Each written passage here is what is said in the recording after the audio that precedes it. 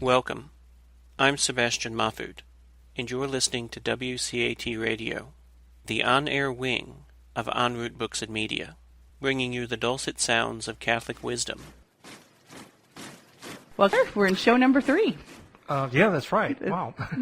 Stepping back into the medieval church history, and this is our 3rd show already. That's right. And we're going to be looking at the other side of the Mediterranean today. Right. Last time around, we looked at the Roman ruins in the west.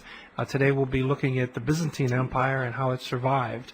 And a lot of it has to do with one man, actually, a man by the name of Justinian. And so we'll just jump right in. That sounds great. You know, in the late 300s into the 400s, this huge wave of German peoples came crashing across the central portions of Russia into what becomes, of course, Western Europe.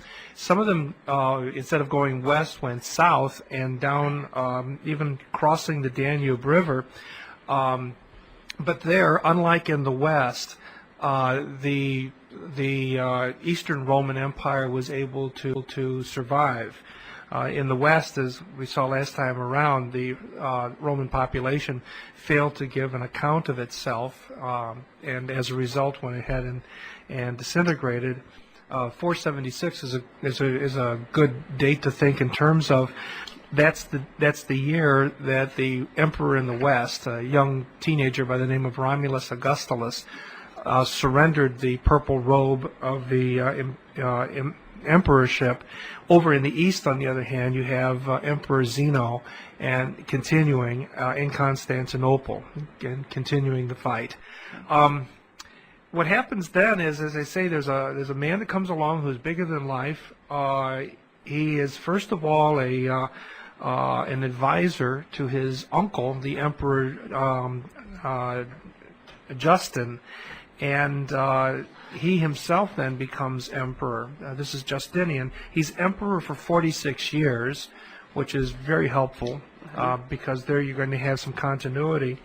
And the best we can tell, he's probably from the coastline of the Adriatic, somewhere around Albania.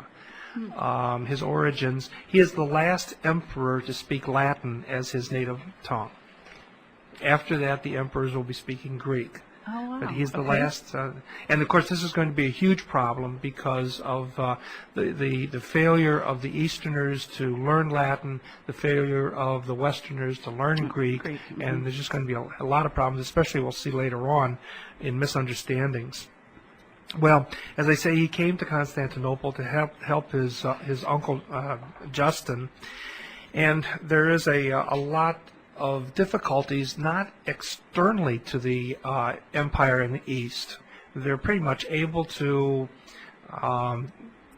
stave off the ravenous wolves, but their biggest problem is internal, and their biggest problem internally is a religious argument called monophysitism. Okay. And we have to go back to the Council of Nicaea, that great council that decided the issues between the priest Arius and the archdeacon Saint Athanasius, and remember came up with the definition of the nature of Jesus Christ as true God and true man. Okay, there it was. There were an awful lot of Arianists who were very unhappy with this. They're seething.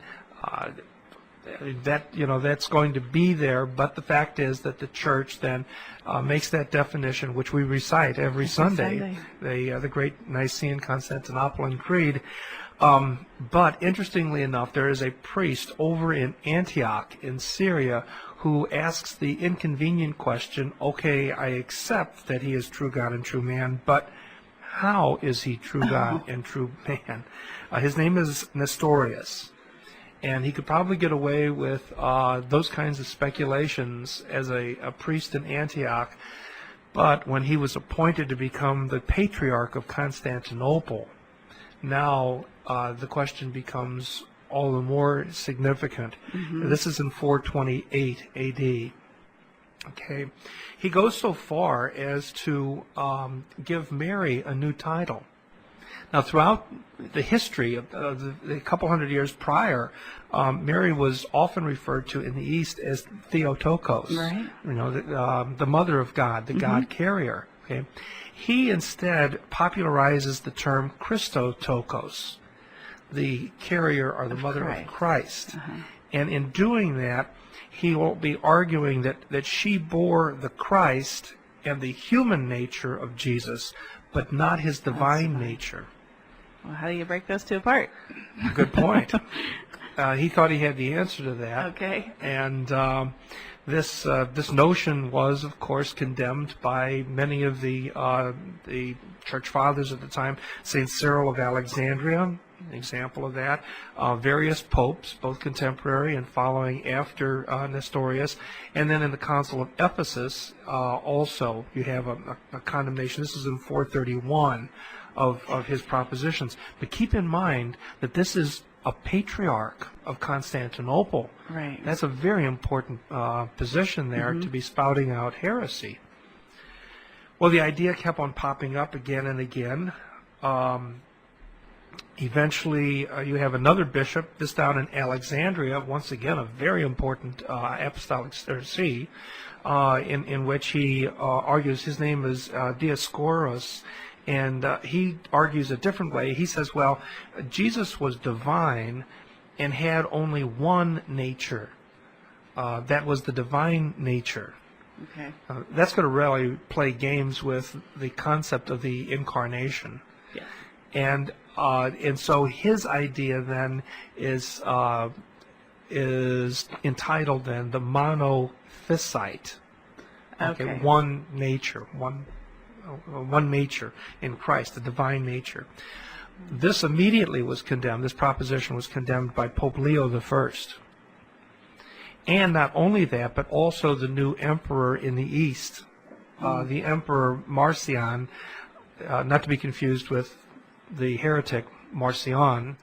Okay. That's a different story. Okay, they're a different person. But this particular emperor even went so far as to then to support the calling of a new consul. This would be the Council of Chalcedon, and that's in 451. Again, confirming the Orthodox position that had been first set out at Nicaea.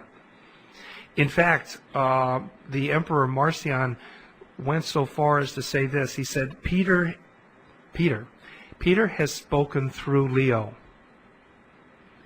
Wow. Peter has spoken through Leo. Okay. So clear understanding that the Pope... The Pope is the Pope. Is the Pope is the Pope is the Pope. That's right. Leo accepts the council's doctrine when the council then promulgated its documents.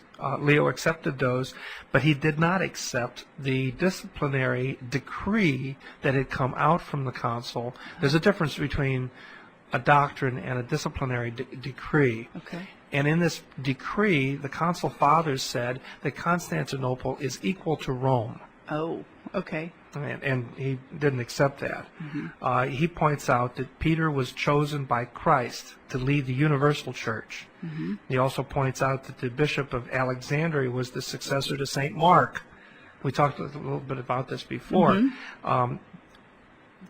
St. Mark, but not the rock, not Peter himself. Right. He didn't have to go the next step. Everybody in Constantinople knew that there was no apostle that founded Constantinople. So he didn't have to say that. Everyone knew it. So now you end up with three players in this drama. You have in the center the emperor, and also you have the Roman pontiff, and now you have setting himself up against the Roman pontiff as a counterweight, so to speak, the Patriarch of Constantinople. This is going to play itself out over another 500 or 600 years, and it's going to lead to a very unfortunate schism, which many people would argue was unnecessary, and today should be unnecessary. Yes. Certainly, our present Pope, Pope Benedict, is trying mightily to restore that unity, and he's certainly following in the footsteps of Pope John Paul II, Certainly, trying yes. to do the same thing. But boy, there are some wounded feelings that are That just have been centuries and centuries old now, obviously, we're Yeah. talking, this is the 400s. Yeah, that's right. Yeah, the emperor is not necessarily a big papal himself. He looks upon himself as a sacred person appointed by God to rule. Okay. And with that, part of his sacred duty was to appoint the Patriarch of Constantinople, who would oversee the ecclesiastical part of his empire. So you have to see that as he's looking at now, it's one thing to see the Pope in Rome.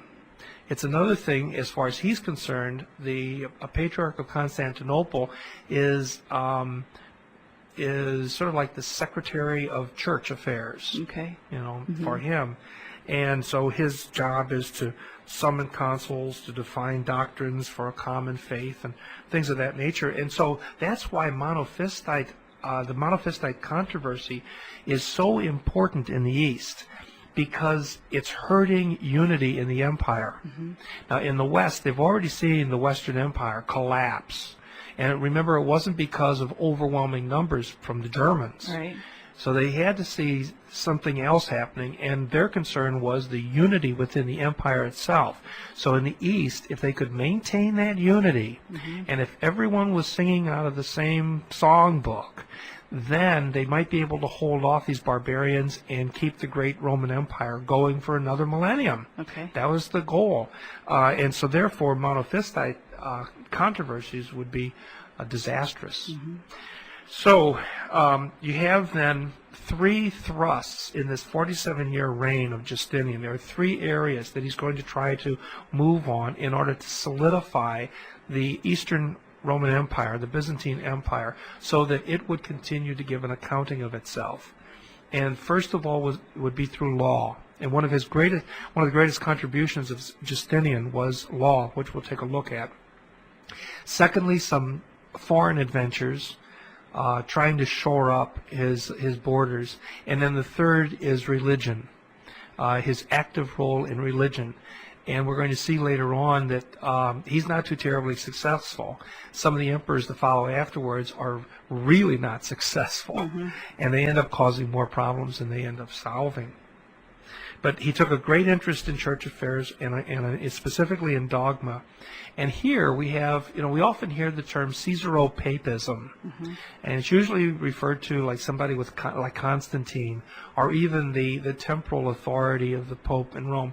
In reality, Caesaropapism, the best example of it is somebody like Justinian.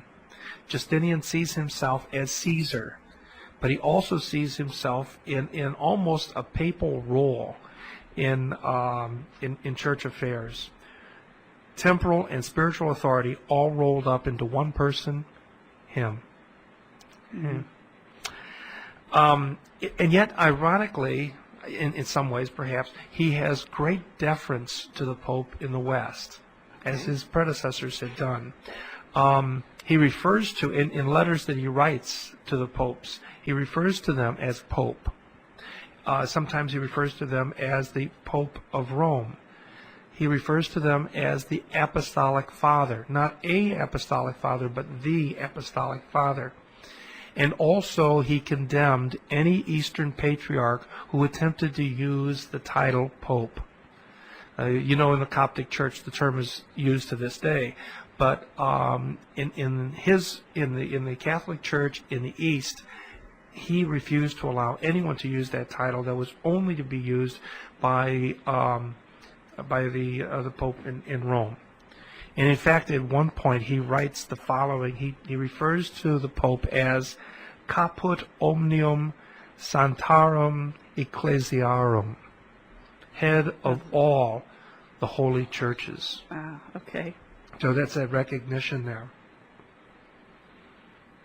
Now, Justinian is going to be active. As much as he's recognizing the authority of the Pope in Rome, he also is going to be very active in his own sphere. And one of the things he's going to do is he's going to go to Athens, and he's going to close down an academy there. It's a very unpopular move among some individuals. Among other individuals, it's a very popular move. This is in 529, and he closes the Athenian Philosophical School. This is a school that had been established by the great Athenians. So we're talking, Aristotle, Plato, Socrates. And the campus is taken over. The professors are told they can no longer teach there. Most of them left, and it's an interesting thing. Most of them are going to leave, and they're going to go east to Parthia, which is the enemy of the Byzantine Empire. But they're also going to find themselves in other centers of learning in the east, like, for instance, in the city of Baghdad. And they will be one of the bridges between Aristotelianism, Aristotle, and Muslim philosophical thought. Now, that's for a later date. But as a result of what happened, they actually ended up preserving the writings of Aristotle. Wow. Interesting. It is very.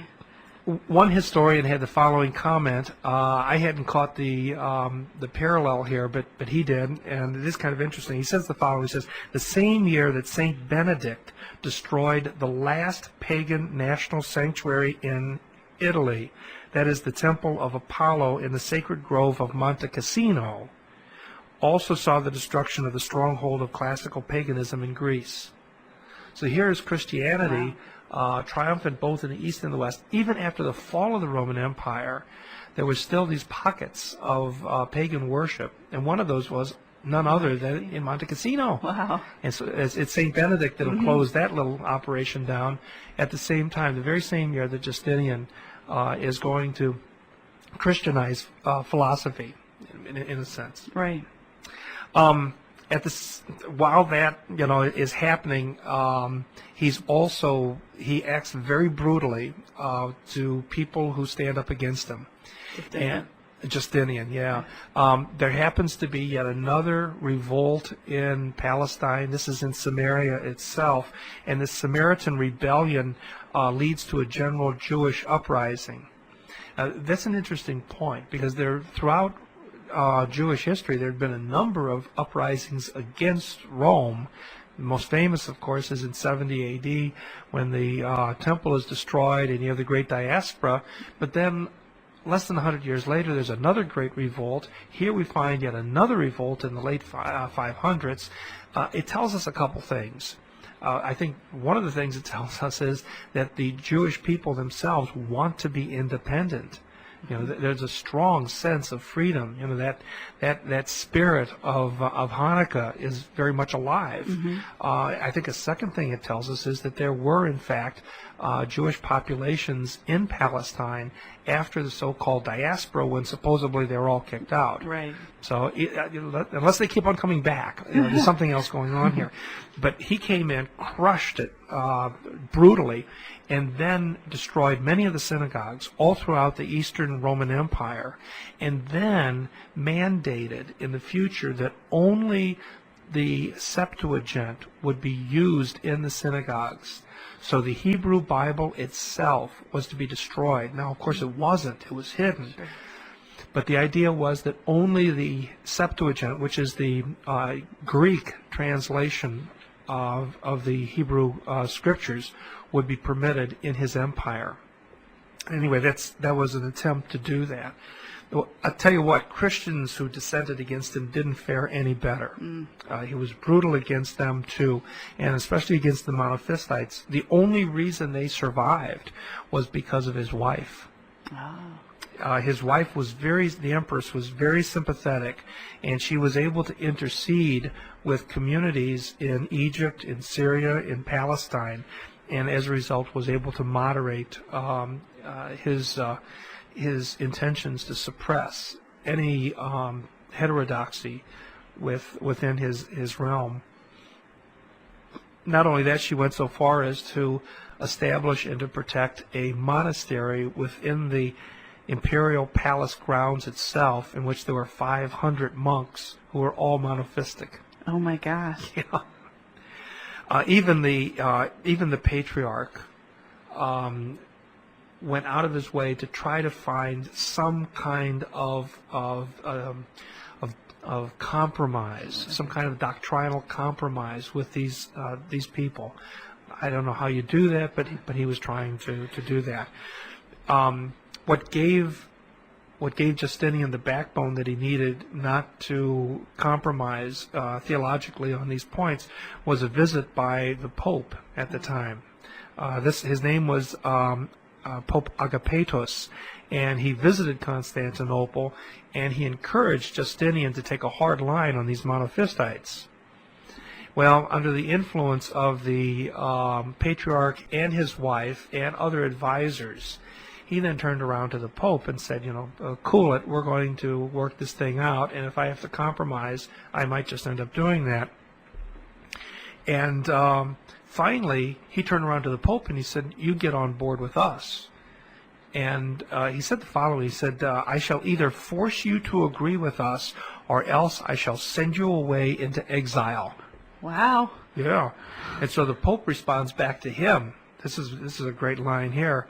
I had wished to come to the most Christian of all emperors, Justinian, and instead I found a Diocletian. Oh, wow. I fear not your threats. So who backs down? The emperor. Yeah. He didn't go through his threats.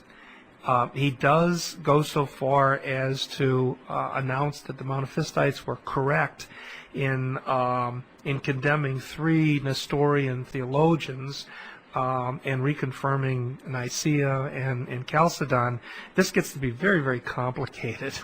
But the bottom line on all of that is that these great councils of the early church, their decrees, their doctrinal decrees will be accepted by the universal church, with the exception of these heretical little bands, But in the West, the decrees are not necessarily accepted, but the council doctrinal documents are. Okay. But if nothing else, everybody gets on the same page, at least for a while. At one point, Justinian went even further to summon the Pope to come to Constantinople. And this is a very sad moment in church history. We have an elderly Pope who was not in good condition to begin with. His name is Vigilius. And Pope Vigilius is brought to Constantinople. He is berated by the theologians there. Ultimately, he's persuaded to sign on with them, seeking a compromise. This leads to a synod of Western bishops in North Africa to condemn Pope Vigilius and to excommunicate him. What happens following after that then is that Justinian calls yet another council. This is the Second Council of Constantinople, and again Vigilius is threatened. He's forced into exile. He's ultimately freed, and he dies on the island, or he dies at the city of Syracuse on his way back to Rome. It's the poor man was just brutalized, and as much as we see that in the Middle Ages, we're going to see a lot of popes who are really going to take it in the neck because of who they were and what they stood for. Right. And here is just one more example of that. Ultimately, the Second Council of Constantinople will be recognized by Pope Gregory the Great around 600, again in the doctrine. But it's been very fuzzy. The whole question of Nestorius, whether he's a heretic or not a heretic, is still argued right down to this day. And I think the latest I had heard was that people who study Christology closely have come to the conclusion that he was not a heretic. he had heretical ideas, but he himself was not a heretic. That is to say, he didn't say I'm right and the rest of the church is wrong, which is part of the constitutional makeup of what heresy actually is. Yeah. Well, Justinian had his hands full right back in Constantinople over this thing, and there was a revolt, in fact, just a couple years after he began his reign. It's called the Nika Revolt, and it's quite another bloody episode within his own history. Here you had a bunch of people gathering together in one of the largest buildings in Constantinople. It's a great big horse theater called the Hippodrome. And it sits 50,000 people. Now think about it. The old Bush Stadium only sat about the same amount. Yeah. Right. So this is as big as any modern stadium is, 50,000 people. And it used to draw that many for these different events. And mainly it was horse racing. That's why it's called a hippodrome. And it was also a place where people got together and expressed their public opinion. They're either in favor of or against various things, and one of those was concerning this doctrine of monophysitism. There were two groups of people, and you knew who they were by the colors that they wore. Oh. And it's almost like today, you show up in cardinal red up in Chicago, and you're not going to be well received. Or by the same token, you come down in Cubs blue, and you might get razzed a little bit too. Well, back at that time, the two colors were blue and green. Okay. And the blue group were known as the Venetoi, and they were Orthodox. Okay. Small O. Okay, right. There's no such thing as a big O Orthodox right that's now. Later. Okay. Yeah, but they're supporting the councils, particularly the Council of Chalcedon. Then you have the other group, and they're called the Greens, and they supported monophysitism. They're known as the Presenoi, and they tended to come from the working class. These are commoners. Okay. The blues tended to be upper class people.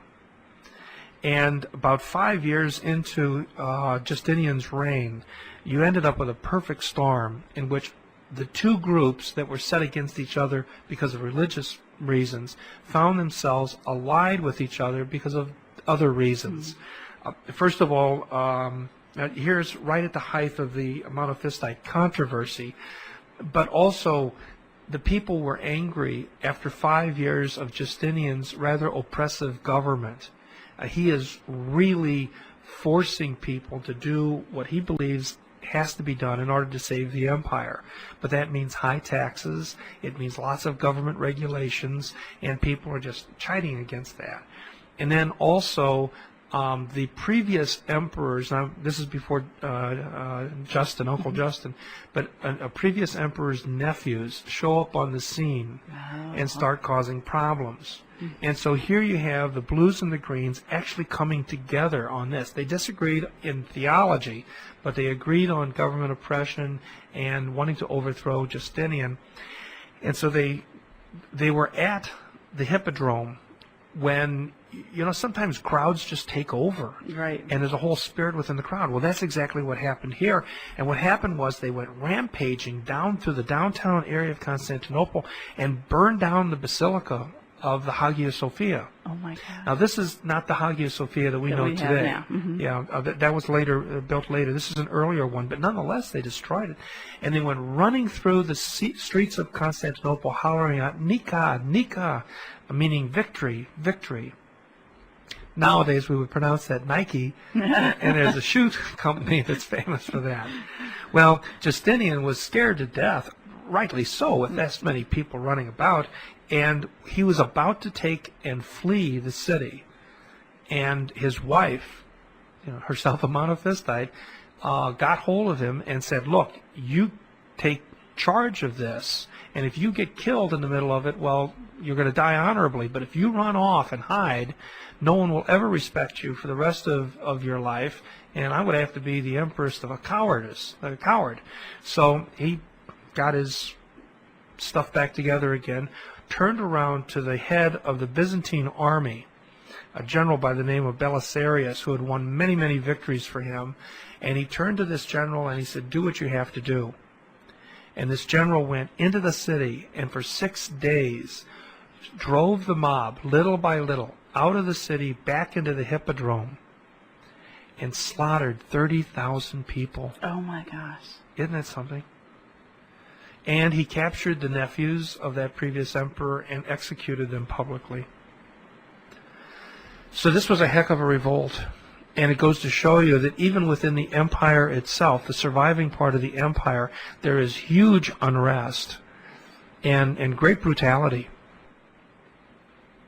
Now, in the middle of that, Justinian is at the same time trying to codify all Roman law, 1,000 years of Roman law, so that he wants, his vision is to establish a society, a civil society based upon law. Mm-hmm. That's his goal. Wonderful idea. Sounds good. In order to bring it about, of course, he's using an awful lot of blood and swords, but he turns to one individual, a man who has this incredible mind to synthesize all kinds of issues, and his name is Tribonian.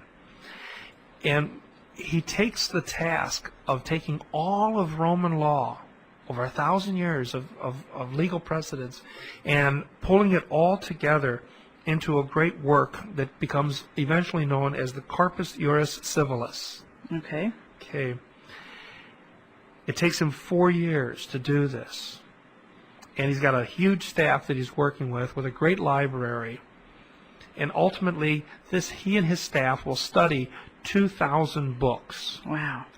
Now, these are not bound books like we have nowadays, of course. They're basically scrolls. But that's a huge amount of material. Someone had sat down or figured it out or guesstimated or something like that. It comes out to be 3 million lines of legal decrees, opinions, and judgments. Oh, my gosh. 3 million. Now, if that isn't going to put you to sleep.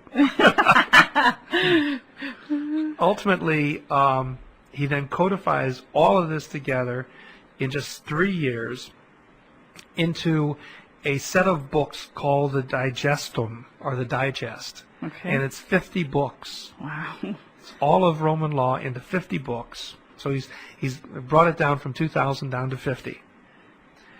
And now the next question is, how are we going to be able to use this? I mean, Right. 50 books is still a heck of a lot.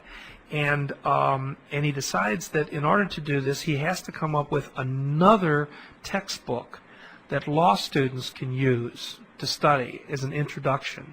And that's another thing, too. This is going to be an empire that's going to use lots of judges, lots of courts, and lots of lawyers. And so you've got to have law schools to do this. And so he takes the 50 books, he distills them all down into 4 books known as the Institutes, the Institutiones. So there it is, 1,000 years of Roman law down into 4 books. If you can read those 4 books, you have a handle, at least a handle, on all of 1,000 years of legal opinion. Somebody comes along with the question, says, well, what about new law? No, there isn't no. such thing. Right. Well, he doesn't accept that. He accepts the idea that law evolves. For sure. And so he comes up with a new book called the Novae Leges. Nouvelles. Yeah. Mm-hmm. Interestingly enough, it has a Latin title. Right? It does. Uh-huh. But it's written in Greek. So it goes to show you, once again, the shift in language that's underway. And what this does is it, every time a new law is promulgated, either from the emperor or a new opinion coming from a major court or whatever, this is an open book that'll continue the collection. Formed. Yeah. Okay. Yeah. And then with that, you get a lot of legal experts beginning to write commentaries on what's already been written. Okay. And so, again, there's a huge, huge library of legal opinion and commentaries. And it's all being written in Greek, by the way. So what you end up with, then, is the Justinian Code. okay, the Corpus Juris Civilis, which is in fact a earlier version of what becomes known as the Code Napoleon, done by Napoleon Bonaparte, which is in fact the legal system and the legal basis for one of our states. Everyone else uses common law, the English common law, except one of our states, which uses the Code Napoleon, Louisiana. Louisiana. Yeah. Huh. So Tribonian then sets up a law school, or at least sets up a curriculum for law school. And in this, it's a 5-year study. So when you go away to study, it's going to take you 5 years. And the first year, when you first come, you're going to study the 4 books called the Institutes. Okay? So you have a whole year to study 4 books. Okay. And you'll have professors that will be working with you through those. It's the basic introduction. And once you've got the skeletal structure of Roman law, then if you go on into your second year and third year and fourth year, you'll have an opportunity to study the digest. In other words, the other 50 books. Where those 4 came from. Okay. That's right. Okay. And then finally in the 5th year, you'll study the code in general. It's sort of an overview of the code. If you survive those 5 years and you're not blind, then you are a lawyer. Okay. And there you have a wonderful career ahead of you, representing people in court, maybe becoming a judge yourself, writing commentaries, becoming a law professor, all the sorts of things that people in the legal profession do and did. There you have it. Now, to have a law curriculum, now that you have the law, and now you have the law books, and now you have the law textbooks, and now you have the law curriculum, you need some law schools. And so Justinian then built 3 such law schools throughout his empire so that everyone could get to them. And one of those, of course, is going to be in Constantinople. Another one is going to be in Rome. Okay. And that becomes an incredibly important aspect when it gets to later on when we get to universities, medieval universities in the West. That law faculty in Rome is going to be really, really critical. But we'll talk about that later on. And then the third was built, you have to study, you might as well do it in a nice location. He built it in Beirut. Which is sort of, it's the Fort Lauderdale, Paris of the Middle East. It's a beautiful city, white beaches. You get a nice suntan while you're studying law. And all that would have been wonderful, except in 551, the city was destroyed by a giant tsunami. Oh. That's wow. No, I didn't realize that. Actually, there are several ancient cities that are destroyed by tsunamis. Really? And we'll come across a couple other them too. Yes, Beirut is an example of that. What a great law center it had been and would be, except it's wiped out. It's such a great location. It keeps coming back. Even the Lebanese Civil War wasn't able to destroy it. It's coming back again. But yeah, here you have one of the 3 law schools destroyed by a big flood. Well, in the end, after 47 years, what does Justinian have to say for himself? His most lasting achievement is going to be in law, really, rather than the others. When you look at the foreign adventures that I just mentioned in passing, those are all temporary. All his successes are temporary. He succeeds in getting an army and a fleet across through the Mediterranean and is able to hold back Islam for a while, but only for a while. He's able to aid in Italy and in Sicily a civil order there against the Germanic barbarians, but only for a little while. Against the Parthians, or Persia, today present-day Iran, his victories are basically indecisive. And basically between the Parthians on the one side and the Byzantines on the other, they end up bloodying each other so much that when the third force comes through, Islam, they're not able to address it. Up in the north, you've got the Slavs, the Huns. He's able to keep them, by and large, on the other side of the Danube River. But they're always going to be the possible threat. Constantinople is incredibly rich Of course, it also has an incredible defense. It's got a huge fortress around it. So, but nonetheless, he's going to keep them at bay most of the time, but not always. The downside of all of this is going to be a huge tax burden. People are going to be spending huge amounts of their income on taxes. That's going to allow for, well, all kinds of tax loopholes, all kinds of entitlements, all kinds of lobbying. I guess the big thing nowadays is earmark legislation. That's exactly what was happening at the time of the Byzantine Empire, and you end up with a class of mega rich. These are incredibly wealthy people, landowners, and that's not going to be good for society in general. And so that's going to be tough. What saves the Byzantine Empire, though, as far as the economy goes, is really one of the greatest commercial espionage heists in all of history. The Byzantines had a real love for silk. Okay. They really liked dressing in silk. And the only way they could get the silk was to get it from the Chinese. And the Chinese had these huge silk factories. And of course, they were getting them from the silkworm. Okay?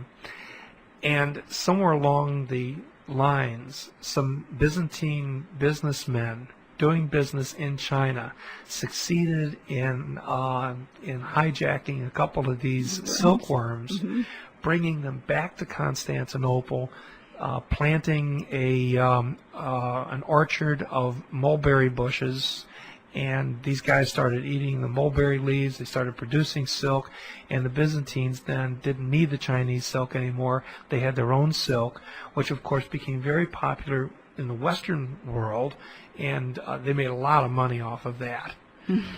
So much money they were able to rebuild the Hagia Sophia, which of course is the great building that it is today. All from silk. A couple of hijacked silkworms, huh? Yeah, it's all It worked well, apparently. Yeah, that's right. So the next 100 years, what you're going to see in the East, Eastern Empire, is going to be a large professional Byzantine army that's going to be staving off the ravenous wolves. To the north, the Slavs, the Avars, the Turks to the east, even to the west, the Lombards. So it's going to be trying to stave off all of those. At the same time, it's going to abandon Rome to its own fate. Basically, Rome is not going to be protected you could not rely upon the protection of the Byzantine Empire. Sometimes it's there, sometimes it's not. It has its own outposts. Certainly southern Italy and Sicily is from time to time dominated and protected by the Byzantine armies.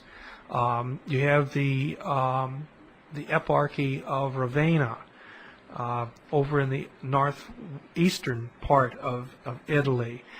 But that, again, is going to be on its own interest, not for Rome. And ultimately, the Romans are going to have to rally around the Pope. And ultimately, the Pope is going to have to figure out how to protect the people and how to protect civil society in central Italy. Now, we'll see this down the line. The ultimate answer is going to be to turn to those same barbarians that had ravaged the Roman Empire, give them a couple centuries to civilize, and then turn to them, actually. And probably the great confluence of all of this is going to come in the year 800 with the crowning of Charlemagne, Okay. which we'll see down the line. It's also going to be a time over the next 100 years of dealing with haughty patriarchs. These patriarchs of Constantinople take on more and more titles. If they don't take on the title Pope, they've got plenty of other titles they take on. One patriarch had written to Pope Gregory I, and his title went on for like half of the letter, just talking about who he was and how important he was. And Pope Gregory responded in a letter back to him, very short, answering whatever the item was, and he simply signed it, Pope Gregory I, Servus Servorum Dei, the servant of the servants of God. Well, a little embarrassment for that other guy, you know. He was also going to have to deal with heavy-handed emperors. Not all of them. Well, Justinian was heavy-handed, and some of the others that will follow afterwards will be also. The next emperor in the East, and we'll take a look at him then next time around. The next emperor in the East is actually a general who had been serving in Africa. His name is Heraclitus. Okay. And Heraclitus builds. He becomes emperor in 610 A.D. and he builds upon Justinian, what Justinian had left. But one of the historians of the period, Ostrogorsky, says the following about Heraclitus, and it's an interesting quote. He says, Heraclitus was the creator of medieval Byzantium, whose state conception was Roman, whose language was Greek, and whose faith was Christian. Okay. So those are the three marks of the eastern part of the Roman Empire as we go into the 600s and 700s. It's going to be, the governmental structure will be Roman, based upon the Corpus Juris Civilis. The language will be Greek, but don't think in terms of the ancient Greeks. Okay, these are much different from the Athenians and Spartans and Thracians and all that. And then whose religion is Christian. Okay. Now, in that Christian, we still have a difficulty because although monophysitism is now on the wane, there's yet another mono that's coming along, one that ultimately is going to be supported by the emperor, again, as a way of bringing about compromise within the realm. Interestingly enough, there was a wonderful book that was translated and published a year or two ago, and it's got a rather long history, or a title. It's called The History of the Christian Church Until the Great Schism of 1054. And you might have heard about this. The St. Louis Review did a very positive review on it back in 2005, the summer of 2005. And it was written by Mikhail Emanuelovich Poznov and translated by a medical doctor here in St. Louis, Dr. Thomas Herman. And it's a wonderful book. I'd really recommend it to anybody. Well, certainly the St. Louis Review did also, because it gives a history of the church, the early part of the first 1,000 years of the Christian church from the Eastern perspective. So often our histories take it from the Western perspective and everything going on there. This book takes everything from an Eastern perspective and gives us a lot of history that we forget about. Remember, Pope John Paul II always said, we breathe with two lungs. And so this is that second lung, and it's really well worth reading. In the end, this is a man, I believe he was Ukrainian Orthodox, comes over to the Ukrainian Catholic Church. His study of Eastern history leads him to believe that there should be unity between the East and the West, and that unity should be grounded in the center of the church, which is the Bishop of Rome, which didn't make him many friends over in the East, as you can well imagine. But he has a very sound argument for this, and one of the things he mentions at the end of his book is that if the Eastern Church had simply continued to have that close adherence to the Pope in Rome that it had had in the earlier centuries, that all of these mono problems, all these theological problems would have gone by the wayside and would not have wasted the empire, ultimately making it vulnerable to Islam. So it's an interesting thesis and a very interesting book. I'll probably be quoting from it from time to time. Great. I do remember reading about that, and I thought that was a good book then, so I think I shall go get that. There you go. Well, thank you so much, Father. Another wonderful, interesting program. Okay. And so next week we're to Heraclitus then. That's right, okay. Yeah. The title I have is Monophysites, Monothelites, The Emperor Does Theology. That sounds great. Can we close with prayer and your blessing, please? Sure enough. Glory be to the Father, to the Son, and to the Holy Spirit. As it was in the beginning, is now, and ever shall be, world without end. Amen. May Almighty God bless you in the name of the Father, and of the Son, and of the Holy Spirit. Amen. Thank you, Father. Okay. We hope you enjoyed the program and will join us back for another show on WCAT Radio. This is Sebastian Mahfood. Good day.